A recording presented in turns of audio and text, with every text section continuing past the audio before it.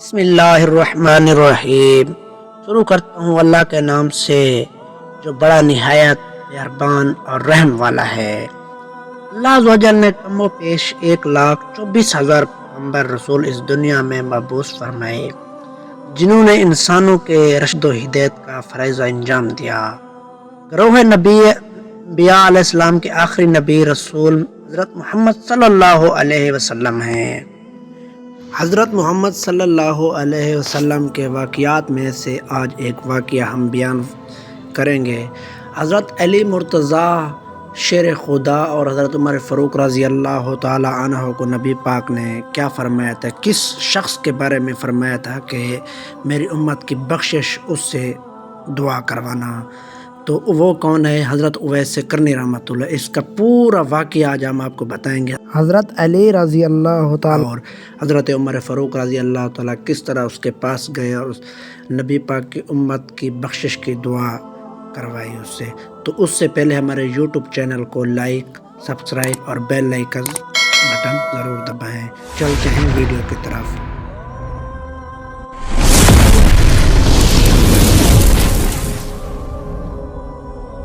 رابعہ اور مڈر کی بھیڑ بکریوں کے بال برابر لوگوں کے گناہ معاف۔ حضور نبی کریم صلی اللہ علیہ وسلم نے ایک مرتبہ صحابہ کرام رضی اللہ تعالی عنہ سے فرمایا، قرآن میں ایک شخص ہے جس کی شفاعت سے قیامت کے دن قبیلہ کے رابعہ اور قبیلہ مڈر کے بھیڑ بکریوں کے برابر لوگوں کے گناہ معاف ہوں گے اور وہ جنت میں داخل ہوں گے۔ صحابہ کرام رضی اللہ تعالی عنہ نے دریافت کیا کہ یا رسول اللہ صلی اللہ علیہ وسلم وہ شخص کون ہے؟ آپ صلی اللہ علیہ وسلم نے فرمایا وہ اویس کرنی رحمۃ اللہ علیہ، 70,000 ملائکہ مانند اویس کرنی رحمۃ اللہ علیہ۔ حضور نبی کریم صلی اللہ علیہ وسلم نے صحابہ کرام رضی اللہ تعالیٰ عنہ سے فرمایا قیامت کے دن 70,000 ملائکہ حضرت اویس کرنی کے مانند کے ساتھ جنت میں داخل ہوں گے۔ صحابہ کرام رضی اللہ تعالیٰ عنہ نے وجہ دریافت کی تو آپ صلی اللہ علیہ وسلم نے فرمایا کہ مخلوق میں ان کی شناخت نہ ہو سکے اور سوائے اس شخص کے جسے اللہ تعالیٰ کے دیدار سے مشرف فرمائے، اس کے لیے آپ رحمۃ اللہ علیہ خلوت نشین ہو کر مخلوق سے خوشی اختیار کی اور عبادت سے آزاد اختیار کیا۔ خوشی کی وجہ یہ تھی لوگ کہیں آپ رحمۃ اللہ علیہ کو برگزیدہ نہ سمجھیں، چنانچہ یہی وجہ ہے کہ اللہ تعالیٰ آپ رحمۃ اللہ علیہ کے پردہ پوشی فرمائیں گے۔ حضور نبی کریم صلی اللہ علیہ وسلم کے روحانی دیدار سے مشرف۔ ایک مرتبہ صحابہ کرام نے حضور نبی کریم صلی اللہ علیہ وسلم سے حضرت اویس کرنی رحمۃ اللہ علیہ کا حاضر خدمت نہ ہونے کی وجہ دریافت کی۔ آپ صلی اللہ علیہ وسلم نے فرمایا اویس کرنی رحمۃ اللہ علیہ بظاہر میری خدمت میں حاضر نہ ہو سکے، لیکن انہوں نے مجھ سے روحانی فیض و برکات حاصل کیے ہیں اور وہ میرے روحانی دیدار سے مشرف ہیں۔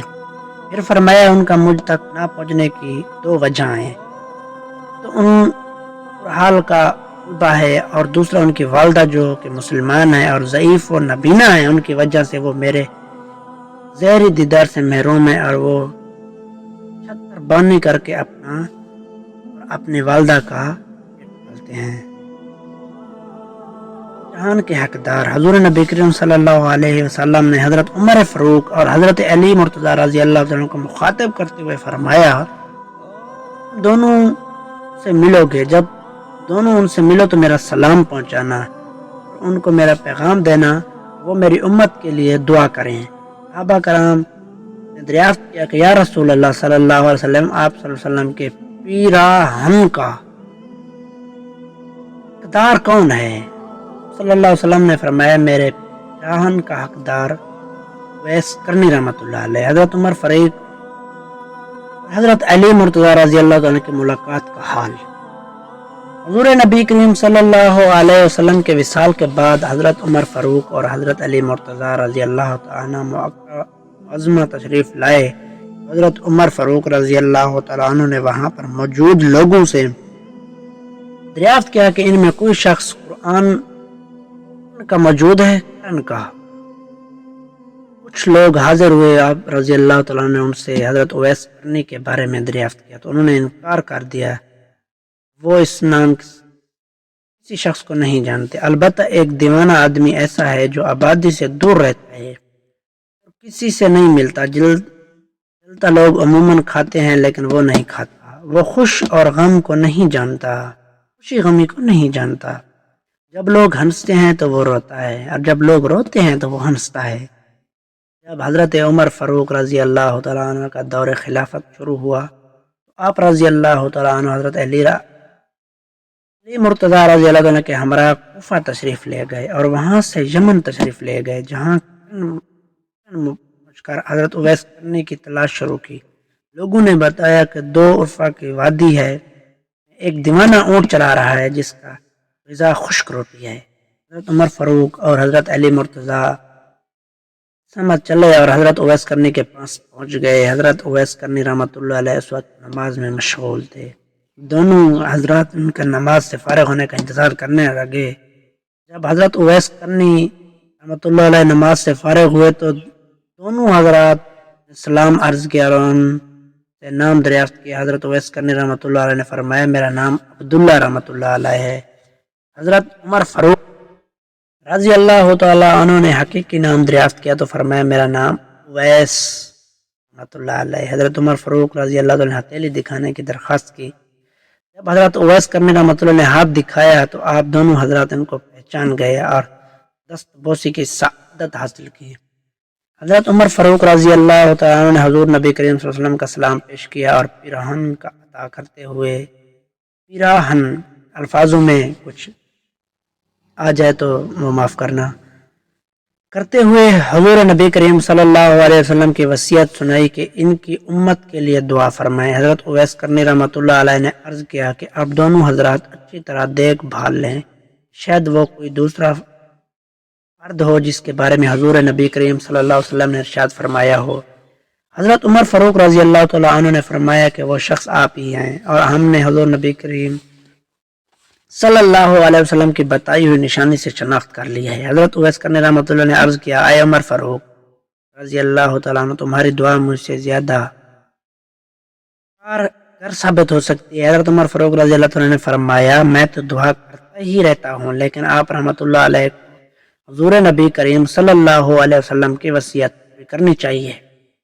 حضرت اویس کرنی رحمۃ اللہ علیہ نے وہ پیراہن لے لیا اور کچھ فاصلے پر جا کر اللہ تعالیٰ کے حضور دعا کرنا شروع کر دی، یا اللہ جب تک میری سفارش پر امت محمدی صلی اللہ علیہ وسلم کو بخش نہیں دے گا میں حضور نبی کریم صلی اللہ علیہ وسلم کا یہ پیراہن نہیں پہنوں گا۔ غیب سے آواز آئی ہم نے تیری سفارش پر کچھ لوگ بخش دیے ہیں۔ حضرت اویس کرنی رحمۃ اللہ علیہ نے عرض کیا نہیں مالک، ساری امت کو بخش دے۔ غیب سے دوبارہ آواز آئی کہ ہم نے مزید کچھ اور لوگ بخش دیا۔ الغرض یہ سلسلہ کچھ دیر تک جاری رہا اور آپ رحمۃ اللہ علیہ اسی طرح دعا میں مشغول رہے۔ جب حضرت عمر فاروق رضی اللہ تعالیٰ عنہ اور حضرت علی مرتضیٰ نے دیکھا کہ اب کافی وقت ہو گیا ہے، وہ دونوں حضرات آپ رحمۃ اللہ علیہ کے سامنے آ گئے۔ آپ رحمۃ اللہ علیہ نے کہا آپ دونوں حضرات کیوں آ گئے؟ ابھی تو اللہ عز و جل نے قبیلہ رابعہ اور قبیلہ مدر کی بھیڑ بکریوں کے برابر لوگوں کے گناہ معاف کیے تھے، اور میں جب پوری امت کو معاف نہیں کروا لیتا اس وقت تک دعا سے پیچھے نہیں ہٹتا اور یہ پیراہن اس وقت تک نہیں پہنتا۔ آپ رحمۃ اللہ علیہ کی بات سن کر حضرت عمر فاروق رضی اللہ عنہ نے حضور نبی کریم صلی اللہ علیہ وسلم کی وہ حدیث بھی سنا دی جس میں آپ صلی اللہ علیہ وسلم نے فرمایا تھا کہ اویس کرنی رحمۃ اللہ علیہ کی دعا قبیلہ رابعہ اور قبیلہ مدر کے بھیڑ بکریوں کے برابر لوگوں کے گناہ معاف ہوں گے۔ حضرت عمر فاروق نے آپ رحمۃ اللہ علیہ کو ایسے پیراہن میں دیکھا اور جس میں ہزاروں عالم پوشیدہ تھے، جبہ مبارک پیراہن مطلب ہے۔ یہ دیکھ کر حضرت عمر فاروق رضی اللہ تعالیٰ عنہ کے دل میں بھی ولایت کی خواہش پیدا ہوئے۔ آپ رضی اللہ تعالیٰ نے فرمایا کوئی شخص ایسا ہے جو مجھ سے خلافت روٹی کے ایک ٹکڑے کے بدلے میں حاصل کر لے؟ حضرت اویس کرنی رحمۃ اللہ علیہ نے یہ سن کر فرمایا کوئی بے وقوف شخص ہی ہے اسے خرید سکتا ہے۔ آپ رضی اللہ تعالیٰ عنہ کو چاہیے کہ اس فروخت کرنے کے بجائے اٹھا کر پھینک دیں، جس کا جی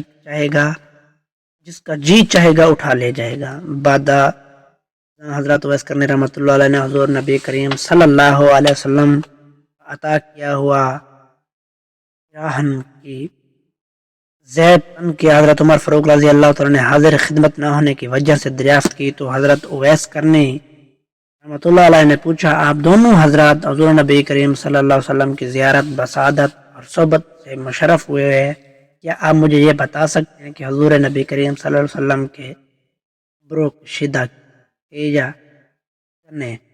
آپ رحمۃ اللہ علیہ کے اس کا سوال کا جواب دینے سے حضرت عمر فاروق اور حضرت علی مرتضیٰ سے قاصر رہے۔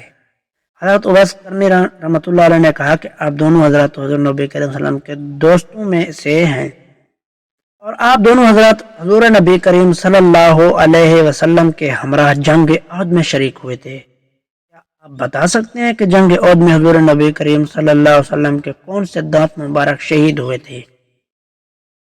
یہ کہہ کر آپ رحمۃ اللہ علیہ نے اپنے تمام ٹوٹے ہوئے دانت دکھا کر کہا، میں نے اپنا ایک ایک کر کے دانت اس خیال سے توڑ دیا کہ نہ جانے کون سا دانت مبارک شہید ہوا ہوگا۔ واہ تیری محبت کو سلام، جب میں نے اپنے سارے دانت توڑ ڈالے تو مجھے سکون بھی حاصل ہوا۔ حضرت اویس کرنی رحمۃ اللہ علیہ کی بات سن کر دونوں حضرات رخساری ہو گئی۔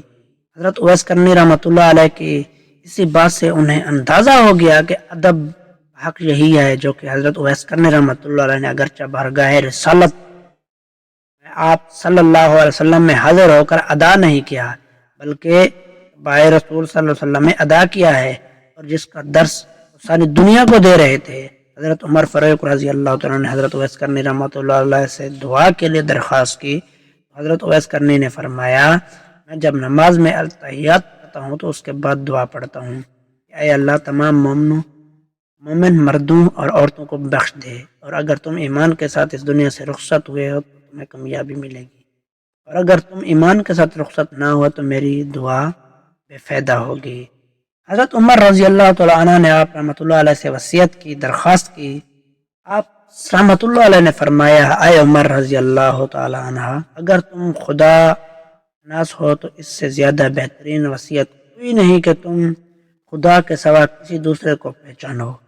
آپ رحمۃ اللہ علیہ نے حضرت عمر رضی اللہ تعالیٰ عنہ سے دریافت کیا، اے عمر کیا اللہ تم کو پہچانتا ہے؟ حضرت عمر اس بات میں نفی میں سر ہلا دیا۔ حضرت اویس کرنی رحمۃ اللہ نے فرمایا، بس اللہ کے سوا تمہیں کوئی نہ پہچانے، یہی تمہارے لیے بہتر ہے۔ حضرت عمر فاروق نے آپ رحمۃ اللہ علیہ کے ساتھ کچھ دیر قیام درخواست کی تاکہ وہ آپ رحمۃ اللہ خدمت میں کچھ پیش کر سکیں۔ آپ رحمۃ اللہ نے جیب سے 2 درہم نکال کر دکھائے اور کہا، یہ میرا اونٹ چلانے کا معاوضہ ہے، اگر آپ حضرات یہ ضمانت دیتے ہیں کہ ان کو خرچ کرنے سے قبل مجھے موت نہیں آئے گی، آپ مجھے جو عنایت فرمائیں گے وہ میں قبول کر لوں گا، ورنہ یہ 2 درہم ہی میرے لیے کافی ہیں۔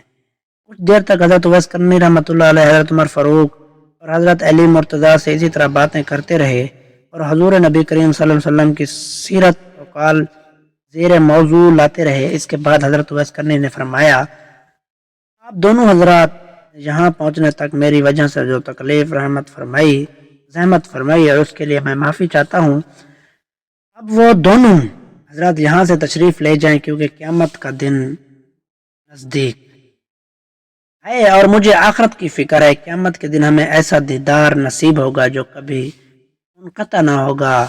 اب میں قیامت کا راستہ بنانے اسے صاف کرنے میں مشغول ہوں۔